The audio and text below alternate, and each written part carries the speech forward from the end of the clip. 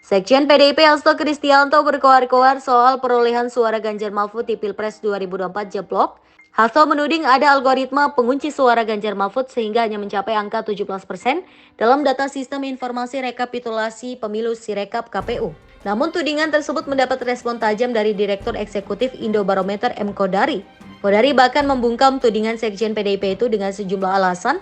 Menurut Kodari, tidak mungkin ada algoritma pengunci suara sebab pemilih langsung menyalurkan suaranya di TPS yang dalam prosesnya diawasi oleh pengawas pemilu, saksi partai, saksi calon, dan masyarakat. Selain itu, KPU menerapkan rekapitulasi berjenjang mulai tingkat tempat pemungutan suara atau TPS, kelurahan, kecamatan, kabupaten kota, provinsi hingga pusat.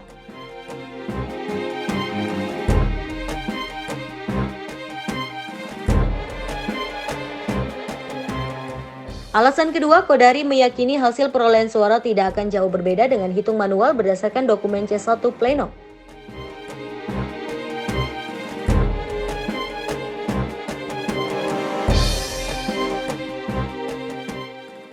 Alasan ketiga, seharusnya Hasto dapat memahami dan mengerti hasil quick count atau hitung cepat dari sejumlah lembaga survei tidak akan jauh berbeda dengan hitungan resmi KPU.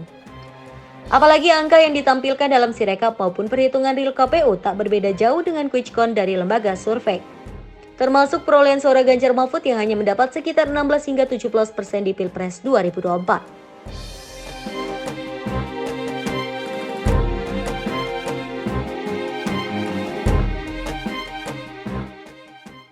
Menurut Kodari, tudingan Hasto soal data KPU telah diatur sedemikian rupa untuk mengalahkan atau memenangkan capres tertentu sangat tidak masuk akal. Bahkan, Kodari mengaku bisa membantah dengan mudah tuduhan Sekjen PDIP itu dengan membandingkan data IT yang diklaim Hasto sebagai kecurangan dengan hasil dokumen C1 Pleno.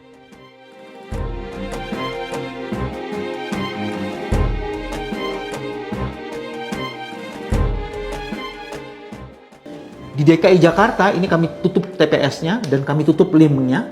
Di DKI Jakarta itu kemudian di TPS, satu TPS saja itu ada 674 perbedaannya. Ini bisa dilihat. TPS nomor 1 di TPS yang di sini di Kota Administrasi Jakarta ini kalau nggak salah Jakarta Timur, buka sedikit ya.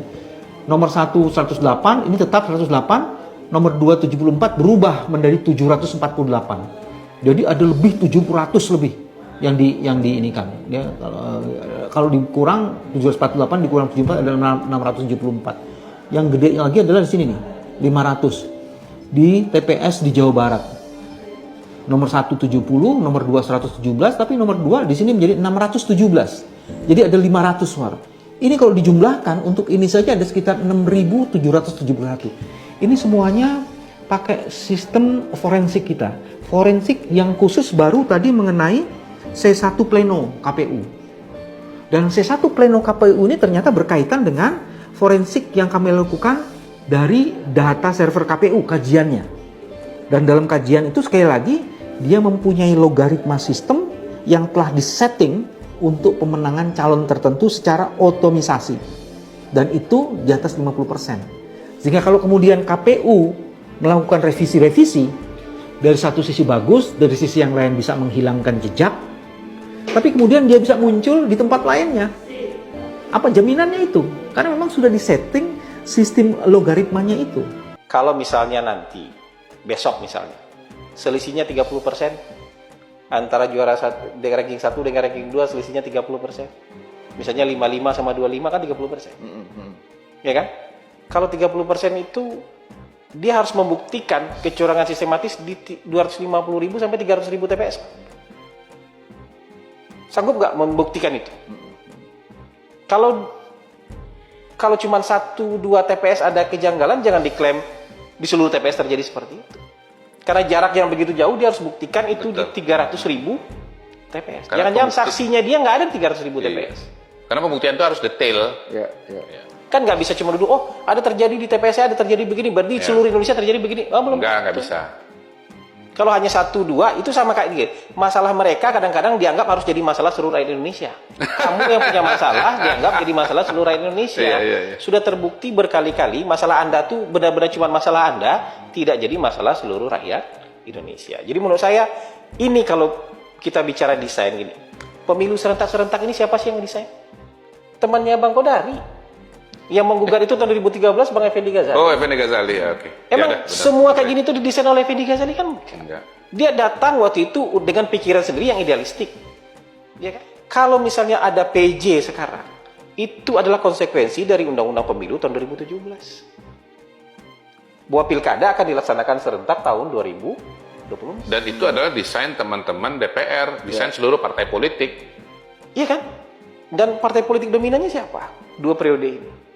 Inisial PDI Perjuangan, PDIP. PDIP. Ketika PJ-PJ ini ditunjuk, mulai ditunjuk lebih dari 100 PJ tahun 2022, semua dalam kerangka berpikir bahwa Pak Jokowi ada di belakang Ganjar. Benar nggak? Ya. Kalau PJ-PJ didesain, berarti ada lebih dari 100 PJ didesain dengan kerangka berpikir Pak Jokowi masih berada di belakang Ganjar. Apakah waktu itu desain PJ-PJ untuk menguntungkan Ganjar? Ya kalau Berani dibalikin jawab jadi nggak? begitu. Nah, Jadi